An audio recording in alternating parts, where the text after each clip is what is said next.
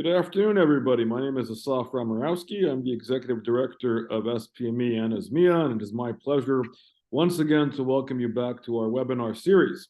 This afternoon, we have the privilege and opportunity to welcome our friend back, Tony Badran, who will talk to us about the Northern Front as it relates now to Israel's war in Gaza and in Gaza on the one hand, as well as on the north or the next steps, and Tony will tackle that as we talk about what Israel is facing these days during what we're calling this October War of 2023.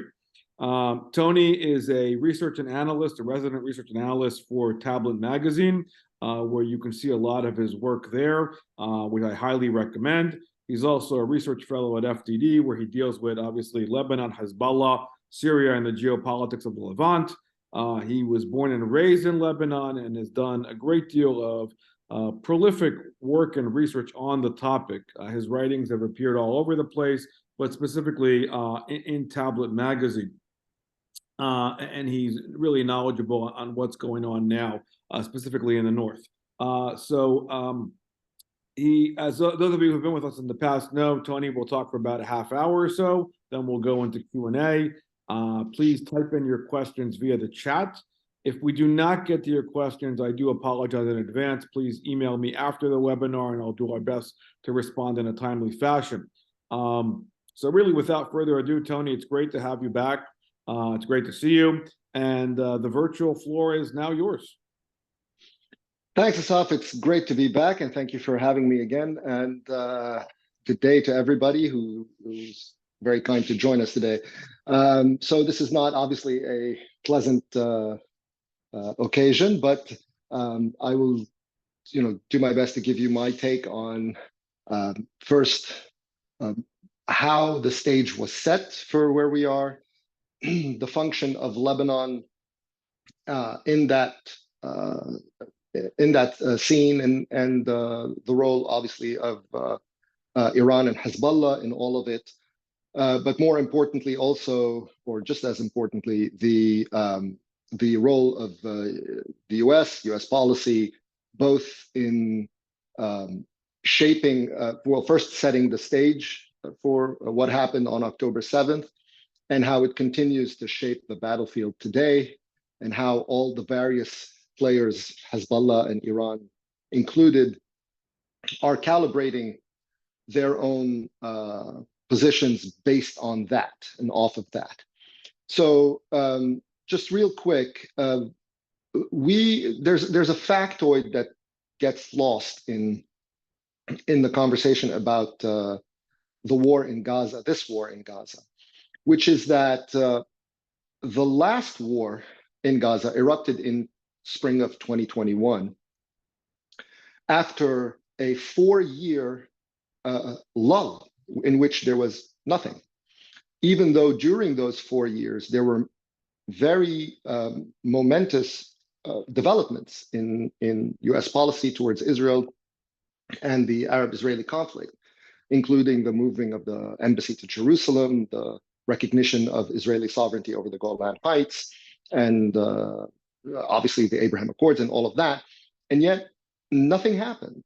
And then in 2021, when we have a shift in administration policy, miraculously, Gaza lights up, again, driven explicitly by and guided and driven explicitly by the Iranians, who, right in the aftermath of the 2021 Gaza war, through Hezbollah media, declared the establishment, actually the existence of a joint operations room in Beirut, headed by the IRGC, Hezbollah, and with the Palestinian factions, that coordinated and oversaw operations during the war. So, in essence, this was an Iranian war that was being run out of a command center in Beirut, which is Hezbollah land, which is basically Iran's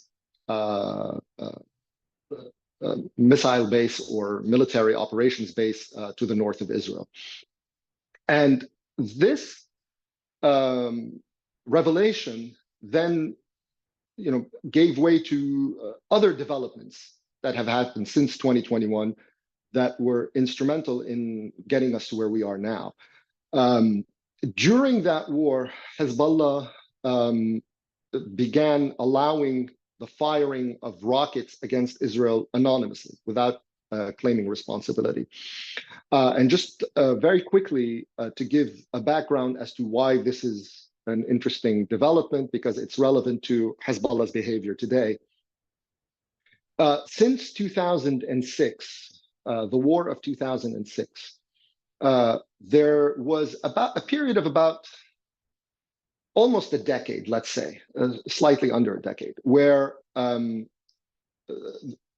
despite the flaws in Israel's planning for that war and the conduct of that war in 2006, established new rules of engagement, whereby activity from Lebanon, from Hezbollah against Israel, would not be met with tit-for-tat retaliation, as has been the norm from 1996 or 93 to 2006. That period involved, Hezbollah would hit, Israel would target the source of fire. You might have, 2-3 days of intensive conflict, but limited in scope and geography, and then things would stop, and then we would resume, which was a very advantageous thing for Hezbollah. It was very advantageous for the Assad regime, which still controlled Lebanon, in extracting concessions and advancing its own interests and so on. So that modus vivendi disappeared in 2006 when Israel said, we're not doing that anymore. Any attacks from Lebanon would be met with devastating firepower that would target basically most of Lebanon anyway. So the price went up on these kinds of things. Since 2006, Hezbollah had been trying to return to the pre-2006 rules, whereby it can open up these fronts to attack Israel, but at low intensity, and more importantly, to make sure that Israeli retaliation doesn't hit Lebanon. But it was deterred at the time in the aftermath of the 2006 war, so you had an extended period of quiet. Then you had the development of the Syrian war, which shuffled the deck, and then all of a sudden you had a new front that Israel had to deal with, where the Iranians were now building all kinds of infrastructure. Hezbollah was involved in that war. So Lebanon was kind of put on the back burner. Now, this is both, it was a positive for Israel, but it was also a negative for Israel, because as Israel became preoccupied with targeting inside Syria, Hezbollah was growing. And then all of a sudden, they saw that Israel was kind of self-deterred. They did not want to open the Lebanon front again. And so they confined themselves in their operations to Syria. And then what happened as a result is that Hezbollah then understood that they have now a form of deterrent power in Lebanon that they can take advantage of. And that's kind of where things started to shift in the balance from the immediate aftermath of 2006 to what we have right now, which is a situation where Israel is showing that it does not take lightly the prospect of conflict with Hezbollah. Not that it doesn't have the capacity to handle it, but it's not something that they immediately would feel that they can make a decision to open, that front. As this developed, as the sense on Hezbollah's part developed that they have Israel deterred, they started to try to expand what they can do with it.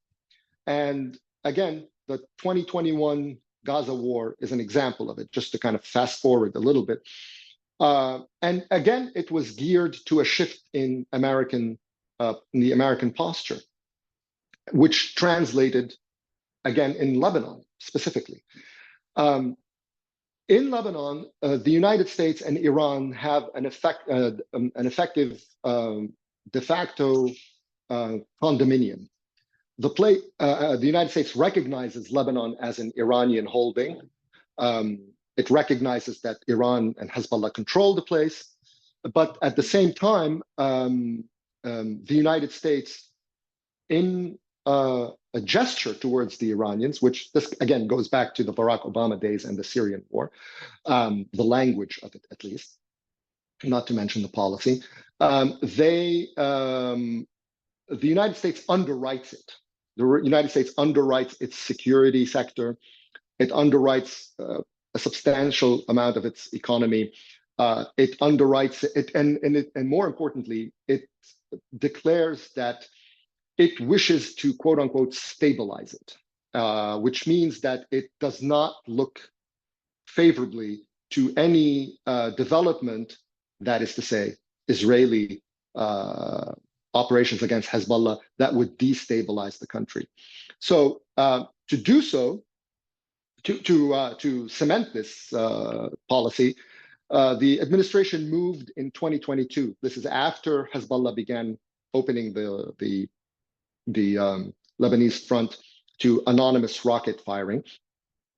The anonymous rocket firing, of course, I forgot to mention, allowed for deniability, which served the Israelis equally, because the Israelis started attributing those rockets to Palestinian factions who the IDF was leaking to its media amplifiers. Was Hamas trying to drag Hezbollah into a war with Israel? That is to say that the IDF then reciprocated and in its messaging to Hezbollah and says, we are absolving you of this responsibility, and now we will try to target Hamas in Lebanon without targeting you and without therefore upending the rules of engagement that we have agreed on, of kind of keeping Lebanon neutralized as a theater for our operations, or a greater conflagration with Lebanon. Hezbollah understood this as a validation of Israel's self-deterrence and accelerated. Then the American policy comes in and amplifies Hezbollah's posture. In 2022, the United States comes in and says, here's what you're going to do. You're going to sign a maritime border delineation agreement. Israel, you're going to sign a maritime agreement with Hezbollah-controlled Lebanon, and you're going to concede everything that Hezbollah asked. And they had a client caretaker government at the time. Literally a couple of months before it was replaced, they pressed on it, and they had it signed. So this is despite the fact that Hezbollah led with a threat against Israeli maritime infrastructure in 2022. The United States said, you're not going to escalate, you're going to sign the deal. They signed the deal. So the deal was sold explicitly under the rubric that the administration uses, which is called regional integration, which means that all US allies have to integrate with Iranian assets in the region. Yemen, Iraq, Lebanon, and they sold the Lebanon deal as an example of regional integration, the purpose of which, explicitly, again, in their comments, was to safeguard the security and prosperity of Lebanon. Security and prosperity of Lebanon. That is the security and prosperity of Hezbollah by extension, if not by definition. So now the United States had an official guarantor situating itself, a guarantor role, situating itself between Israel and a terrorist group.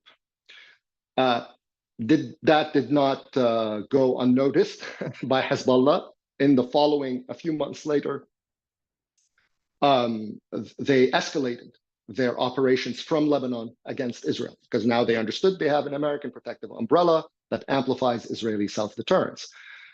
They sent a bomber into Megiddo, the Megiddo Junction. They fired even more rockets this time, as now the situation in the Palestinian territories for the first time in 6 years was completely out of control. And then they did something else, which is they entered the Golan Heights, Hezbollah did, and established a military outpost inside the Golan Heights in the so-called Shebaa Farm area. Now, the United States in 2019 had recognize Israeli sovereignty over the Golan. In August of this year, the administration rescinded it indirectly by approving a UN resolution for the renewal of the UNIFIL mandate, which described the Shebaa farms as occupied. So now the United States voted for and approved language that considers part of the Golan Heights as occupied Israeli territory.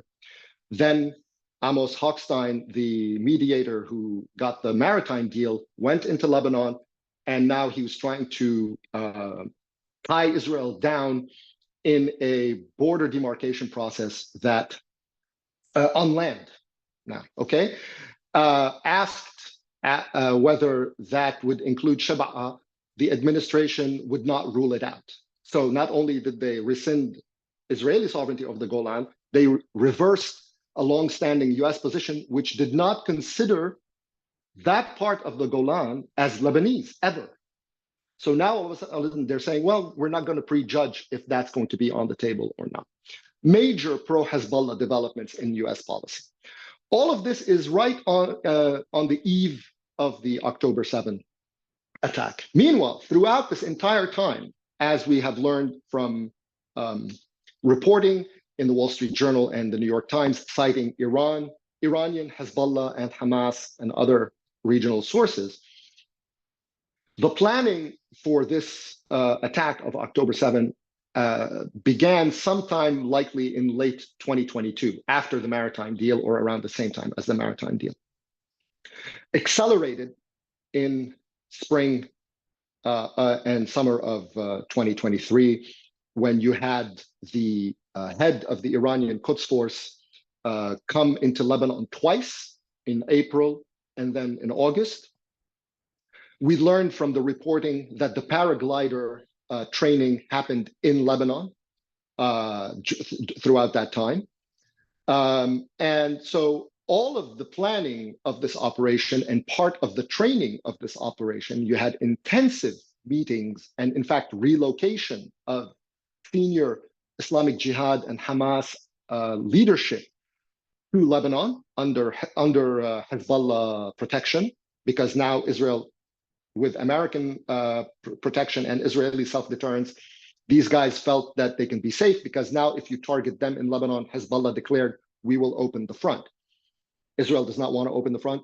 More importantly, America does not want the front to be open. So these guys now are living in safety in Beirut, and planning with the Quds Force commander the largest slaughter of Jews since the Holocaust. So, I mean, this is all happening basically as America is pushing a policy in Lebanon that, on the one hand, preserves its security and ties Israel down in diplomatic processes to the advantage of Hezbollah, while discouraging it against any escalation in Lebanon. In addition, US policy in Lebanon is predicated or based on support for the security sector in Lebanon, the Lebanese military and the internal security services, such that the administration devised an illegal scheme to pay the salaries of the LAF and the ISF over the last 6 months to the tune of $72 million, on top of the several $100 million more that they pay annually to these forces. What have these forces been doing? From the beginning of the assistance, going back to 2008 and 2009, all the way to early 2022 through summer of 2023. And I'm going to focus on that latter part. These services have been involved in providing counterintelligence to Hezbollah on alleged Israeli cells operating in the country. In 2022, they busted the largest Israeli cell since 2009, which included infiltrations of Hezbollah, people in Syria who were providing information and intelligence for Israeli operations there, and a network that was monitoring Hamas in the camps. So again, this is after 2021 when this kind of operations room moved to Lebanon. So Israel started developing assets there. And guess what? The American-funded, subsidized security services were busting them on behalf of Hezbollah. All the way to summer 2023, right? A few months before the operation, you had a major bust of a Hamas operative who had been extradited or expelled by Turkey and moved to Lebanon.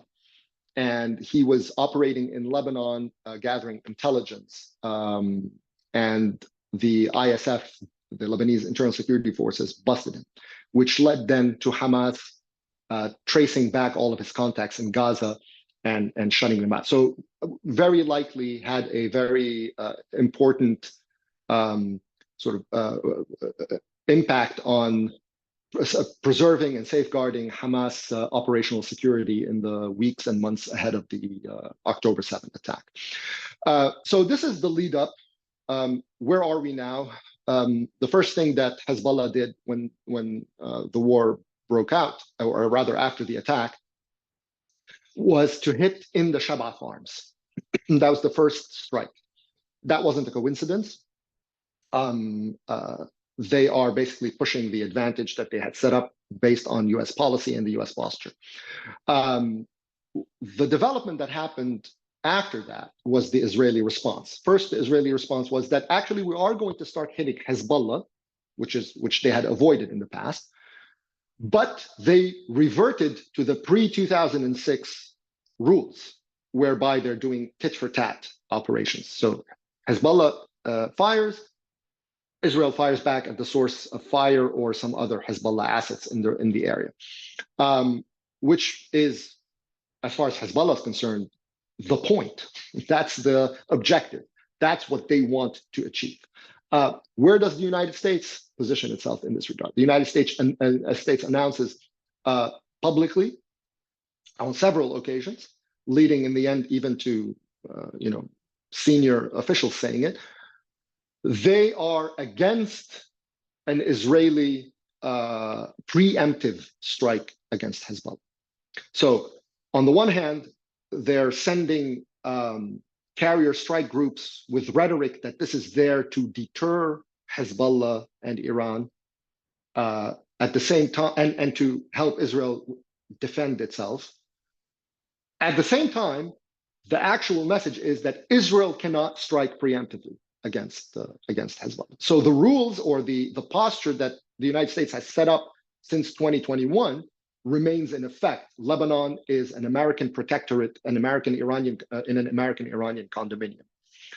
So the Israelis are told you can, so long as, and this was communicated to the Lebanese, so long as the level of escalation that Hezbollah has been operating with since October 7th remains at this level and doesn't escalate to, say, ground incursions against Israeli towns on the border in the north, or potentially heavy missile barrages against those towns or Israeli infrastructure, then Israel should effectively absorb it and maintain it at this level and not open a second front. That's been the American posture, which of course amplifies the Iranian and Hezbollah position and furthers their objectives. I mentioned earlier that everyone's calibrating their positions based on the US posture. So the US posture in Gaza has been effectively to delay the ground invasion as much as possible based on humanitarian pretexts and so on,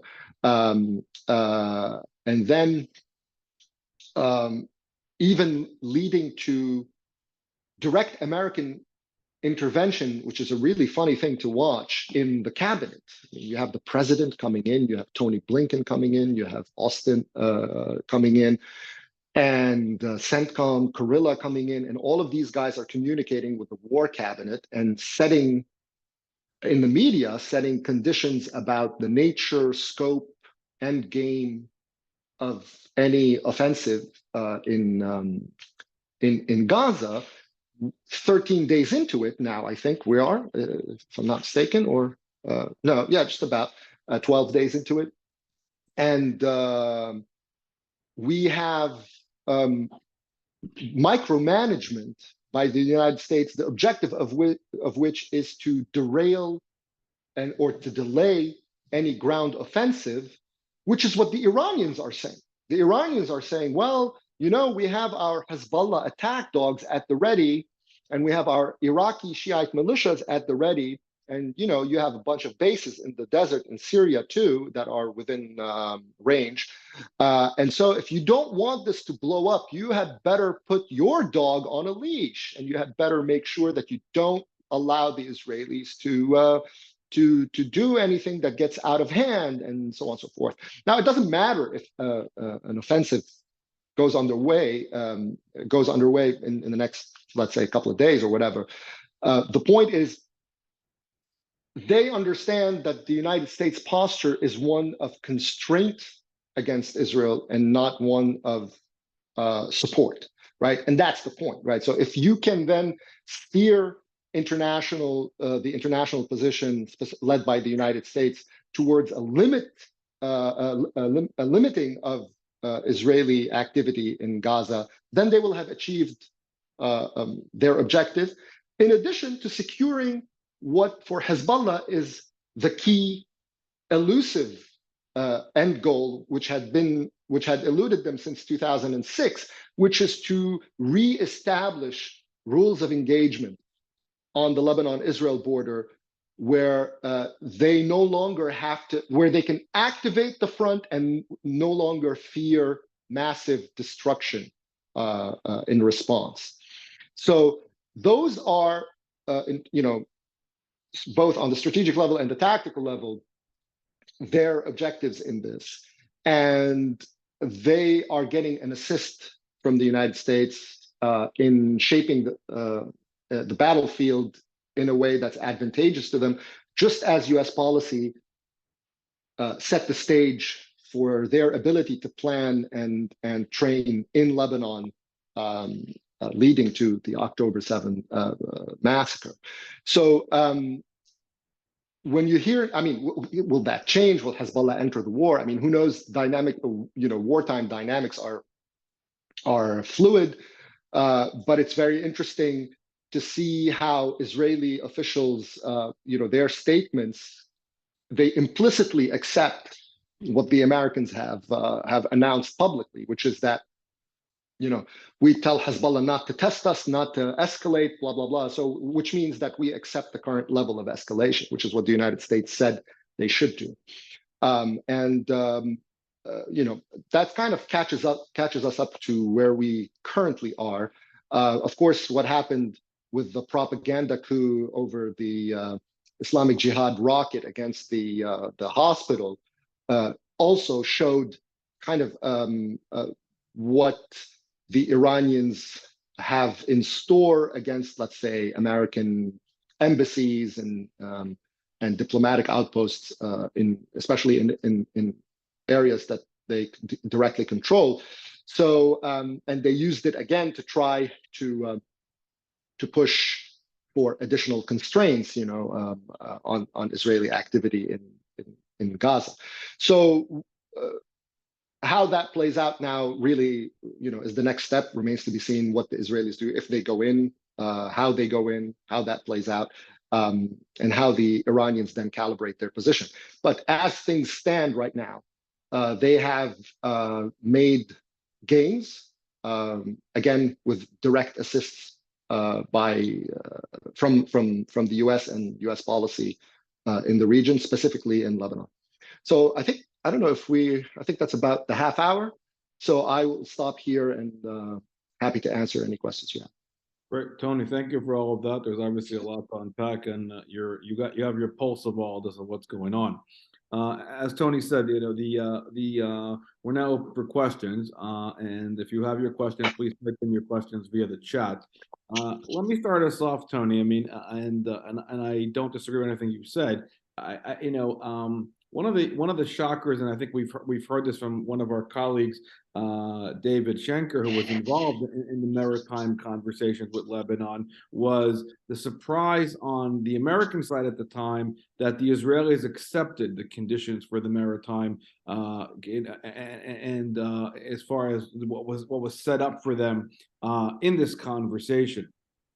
Do you think that also was part of the, I guess, the architecture that was, set up for the failure as a result of, again, allowing more interference there, leading, I guess, maybe better word to say it is, kind of allowing that border to thrive in that regard until we started to see more, kind of testing of the water with the trying to move the border along. I mean, we've heard of Nasrallah's comments as far as arguing that Israel is a cancer and on the usual rhetoric that we've heard. But is that policy, again, making this happen, analogous to what you're seeing, when you're looking at the intelligence failure that we saw now as it relates to the southern border? I mean, in that regard, allowing, where the limited communication between the U.S. and Israel, or I guess the kind of, I would say, controlling the level of intel as far as the chatter goes. I mean,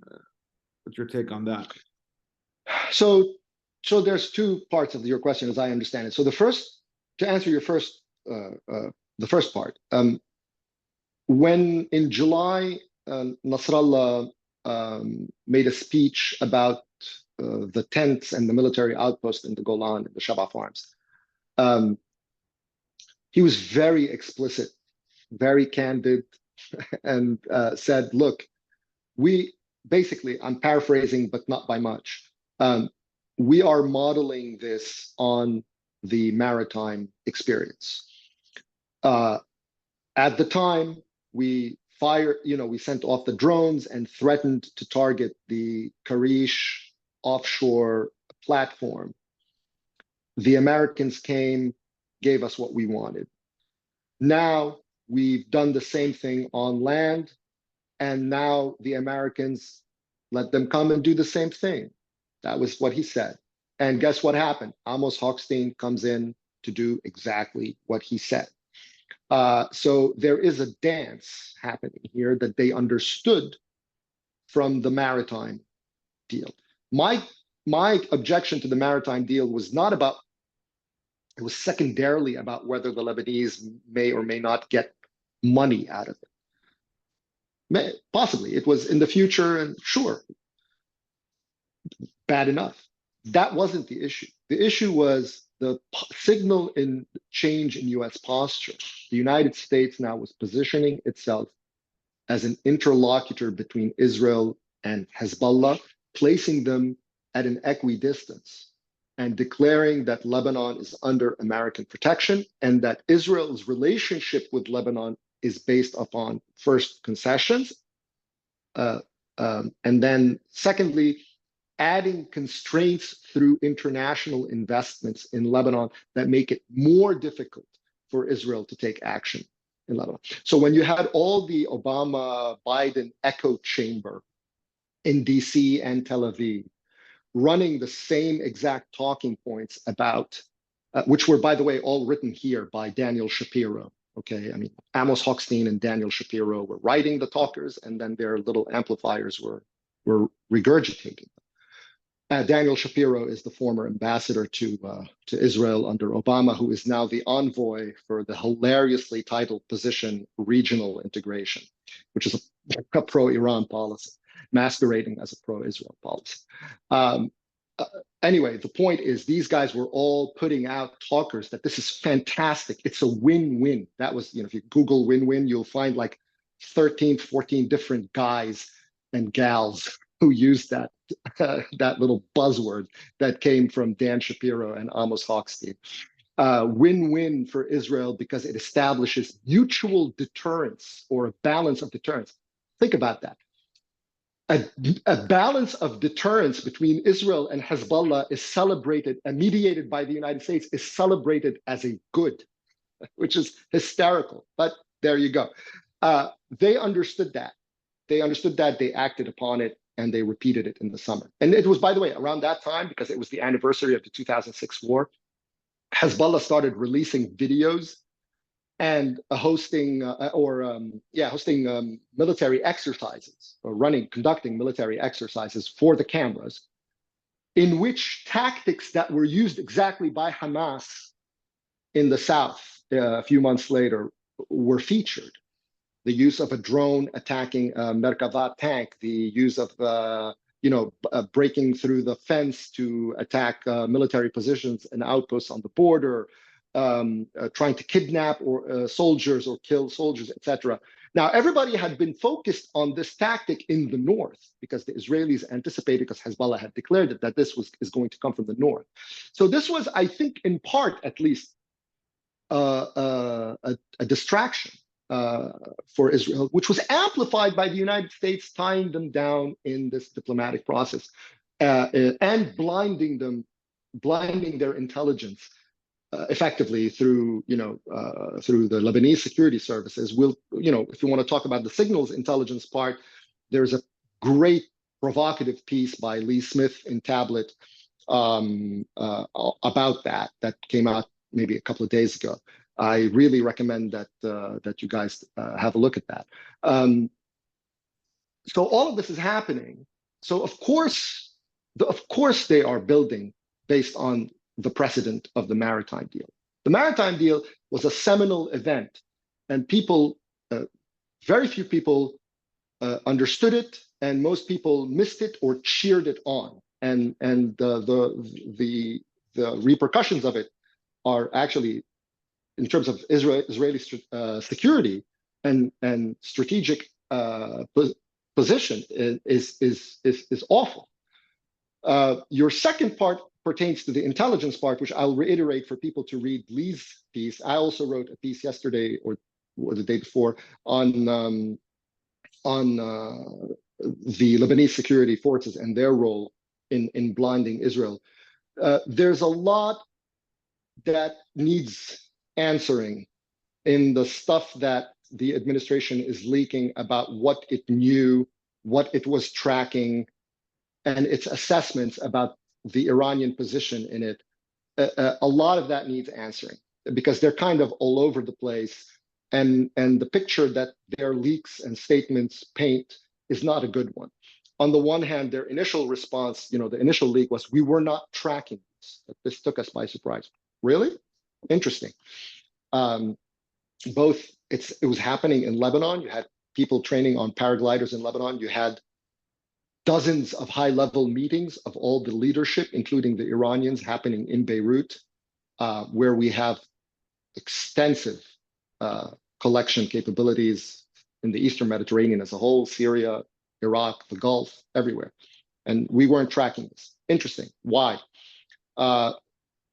Furthermore, then they started saying, but what we do know for certain, here's what we do know for certain, the Iranians were not directly involved. Interesting. How do you know that for certain if you are not tracking? How can you make such a categorical statement? In fact, then they said they shifted. In fact, actually, they were surprised by it. Interesting. Where does that assessment come from? So they're putting out a lot of stuff and they're blabbering a lot, and the picture it paints is not a good one. So that is going to be something that's going to require inquiries and investigation and a lot of answer. Great. Rick, let me go to the audience and let me try to take some questions here as well from what we have here. So Lisa, of course, is asking a few questions. Let me try to combine them. Apropos your last comment about the blinding of the intelligence and whatnot, can you also talk about the U.S. blinding Israeli human intelligence in Lebanon through the IAF and as well as through the LAF, and also what's the way as far as policy-wise, as far as reversing, enabling Iran, with all this regard, given all the intel. I mean, and the Israelis have been clear. I mean, the one thing they have been clear about for the past, at least 30 years, that Iran is the number one greatest destabilizing element in the region. Here you have Iranian footprints all over this. and they still missed it. But they have been, declaring that, of course, we need to deal with Iran. That's been obviously the debate between the U.S. and Israel through every administration. So the one consistent messaging that that Netanyahu has been that. So, tackle those two, please. Sure. So again, I flesh it out in the piece, and I suggest really, or recommend rather, that you take a look at that piece and in tandem with Lee's piece on the U.S. Own collection capabilities and the various statements that they've made in the media since. As I described in my remarks, there were a series of major busts in Lebanon of Israeli spying networks,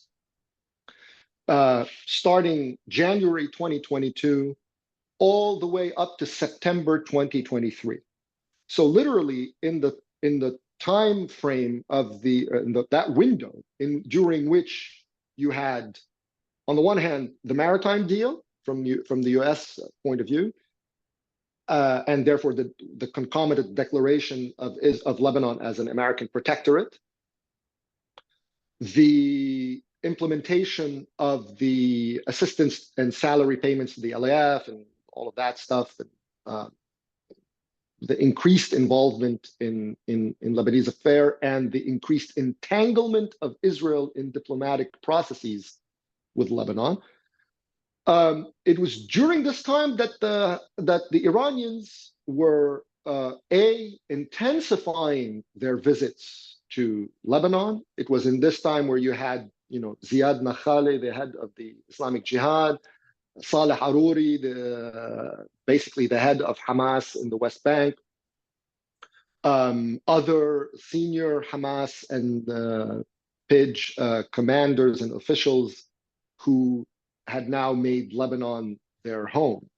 All of this was happening, open, declared meetings. If you just run a search from, let's say, just for 2023, between February 2023 and September 2023. Look at how many open meetings Hassan Nasrallah has with Nakhale, Aruri, Haniyeh, Ghani, the head of the Quds Force, comes in twice, in April and then in August, to Lebanon.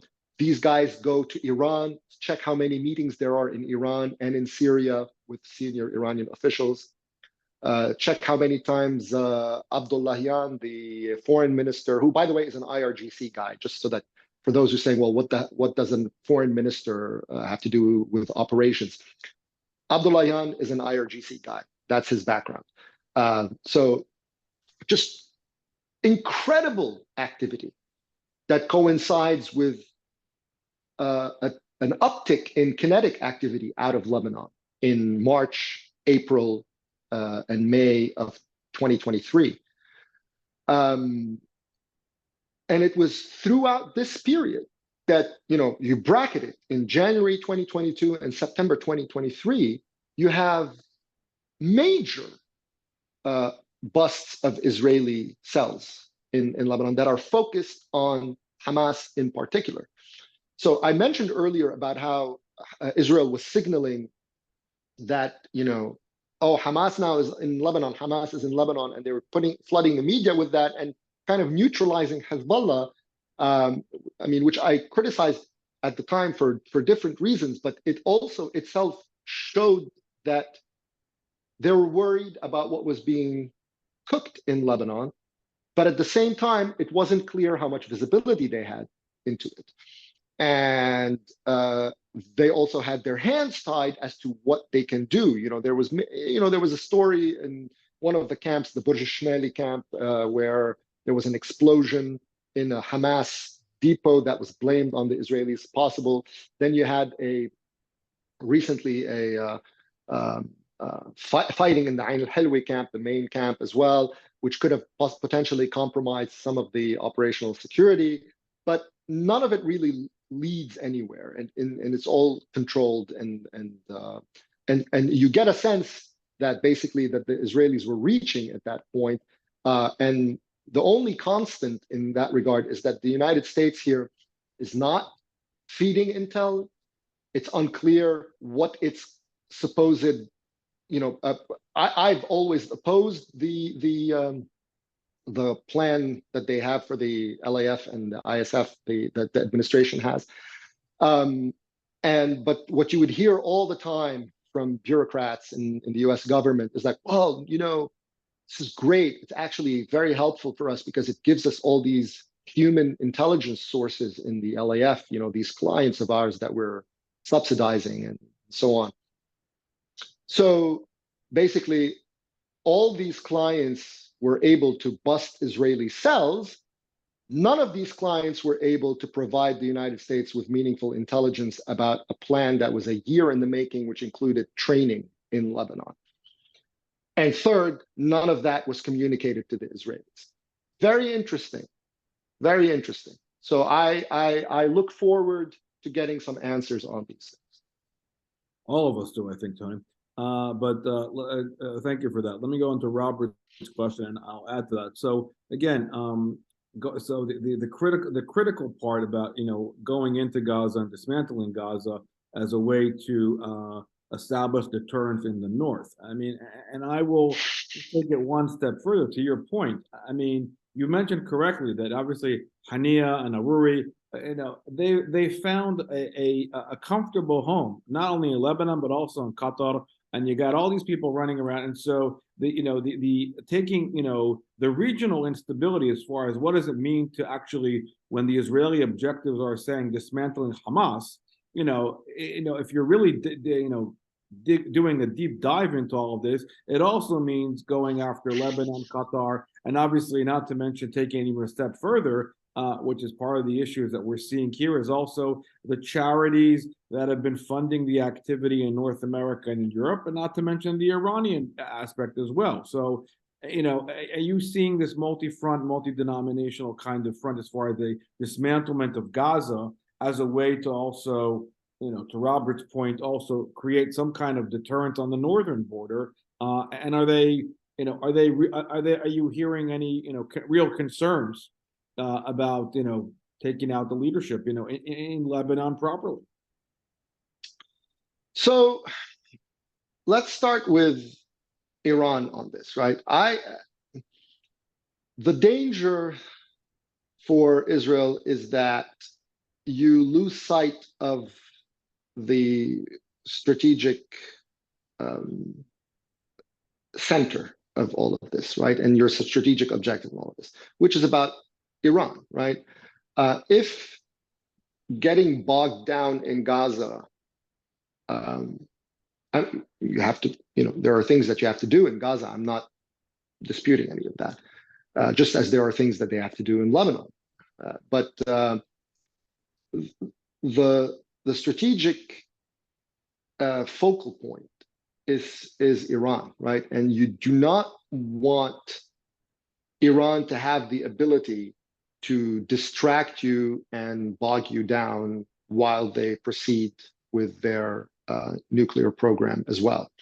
So, it wouldn't be the first time you have precedent from the 70s, from Black September and whatever, where Israel launches operations worldwide to take out leadership and cadres that are involved in a massacre and so on. And we might end up seeing that. But that is going to require a fundamental shift in the Israeli posture toward Lebanon, in particular, as well as, I'm not going to say towards Iran, towards the United States. Because the bottom line here is that the protector of the Iranian network and Iran itself is the United States in this regard. What's putting constraints on Israel's ability to do all of this, aside from its own, listen, I have to make this point because I'm not an Israeli.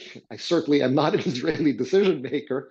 So I have absolutely no standing to say, yeah, you should do this and then sit and fight a war. I'm just saying to you, I'm from an analytical perspective, right?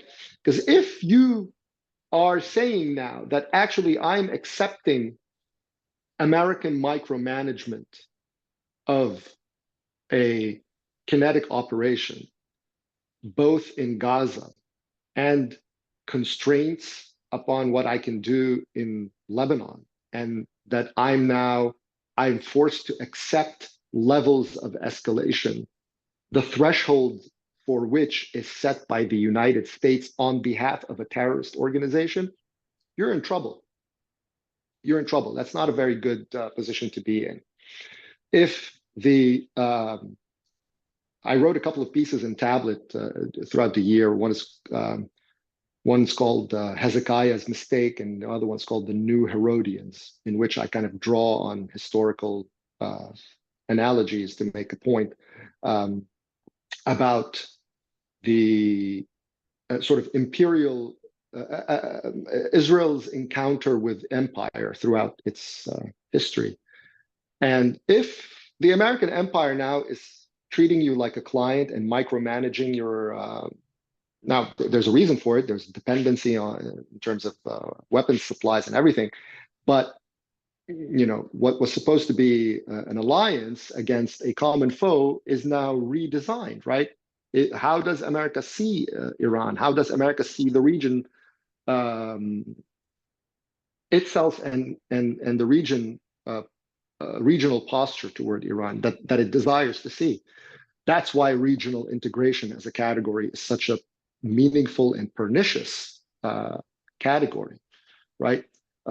It's not about the United States and its allies on one side, Iran and its allies on the other side. No, it's about regional integration. I mean, it's amazing that even after the October 7 massacre, a senior administration official, as cited in the Associated Press, gave a briefing to the Senate Foreign Relations Committee in which, under the guise of issuing a warning or an appeal to Tehran not to open a second front, which actually only signaled that the United States doesn't want it, the person framed it as it might interfere with future initiatives that we would like to have with Iran. What? We are now after an Iranian guided, funded, planned massacre of Jews in over 1,400 slaughtered. The US's posture is, we want to have future initiatives with you. Stay on the line, please. That is the strategic epicenter of the shift that Israel has to come to terms with eventually. I don't know if it's going to happen now. I don't know if it's going to happen a few years from now. But that is the fundamental shift that has happened. Yes, Iran is emboldened and Iran is strengthened, and Iran is most likely going to be given or allowed to have a nuclear bomb by the American administration, but it's not its own power that's the issue. It's that has been the major strategic shift. It's that how that rise has been wedded to an American shift, a shift in Washington. Until Israel internalizes that and adapts to it, a war in Gaza, a war in Lebanon is not going to make it or break it in a way. Great, thank you. So one actor you didn't talk about yet, which obviously goes into the northern part. So take us further, to the, obviously the Russian and Syrian connection as it relates to, the Israeli, again, talk about Israeli policy. I mean, Israeli's policies when it came to Syria, by exception of Lebanon, when it came to the Russian, was been, they agree, or at least, Russia agreed that Hezbollah is a terrorist organization, not Iran. And so the level of intelligence as far as bleeding into Israel, what do you see now as a result of the shift and the potential, opening of the northern front as it relates to, Russia at large and Syria?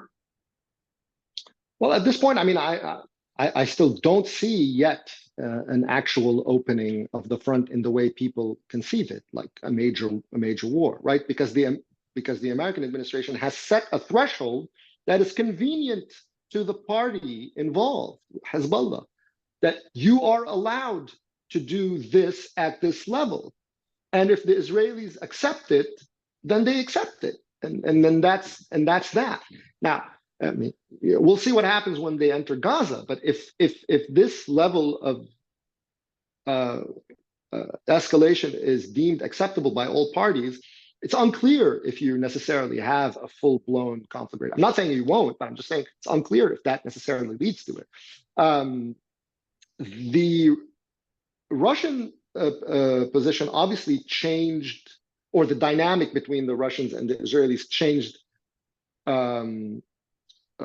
since the war in Ukraine. I mean, first of all, in Syria, the Russians and the Iranians were allied, right? But then, but there was, everyone understood that Russian firepower, in the air and so on, is what tipped the balance, and it's what on the international politics level is what guarantees the status quo. But the Russians also understood that it was the Iranians who held the grounds through their militia in Syria. So you had a mutual understanding, and then the Israelis were allowed to target so long as they didn't cross certain lines in Syria.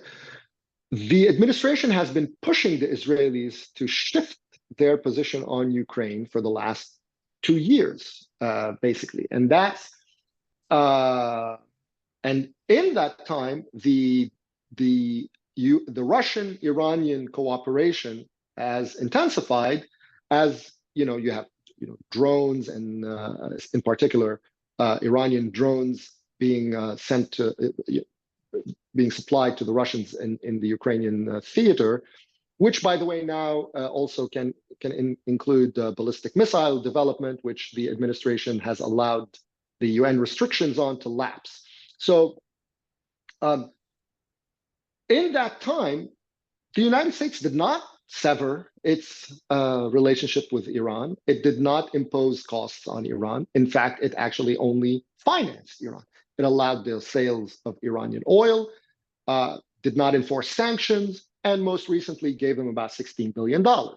So when we talk about the Russians here too, it's very difficult to separate it from, again, what is the US posture around which everyone is positioning themselves and calibrating their actions. Obviously, if a weakened Israel that has to plead with the Russians is good for the Russians, is much better, much better than a stronger Israel that lays waste to partners of Russia in Syria and in Ukraine. So, but again, they're not the ones who are imposing these constraints at this point on Israeli action, either in Lebanon or in Gaza. Thank you for that, Tony. I'm just keeping an eye on the clock here, and I know that our time is basically up. But I do hope, I want to thank you for taking the time to talk to us this afternoon, as always. And as things develop, and things are developing on a daily and an hourly basis, I do hope you can come back and shed some light about what's going on. I want to thank everybody who joined us this afternoon, and I do encourage everybody to read Lee and Tony's latest pieces, especially Tony's pieces of late that you can find in Tablet Magazine, and all the pieces that Tony was referring to. They are cutting edge and definitely shed a lot of light on what's going on as we're looking and watching all of this very carefully. So thank you all for joining us. Please be on the lookout for further and future webinars. And Tony, as always, thank you for taking the time, and we will definitely be in touch very soon. Thank you, Asaf. Have a good day. You as well.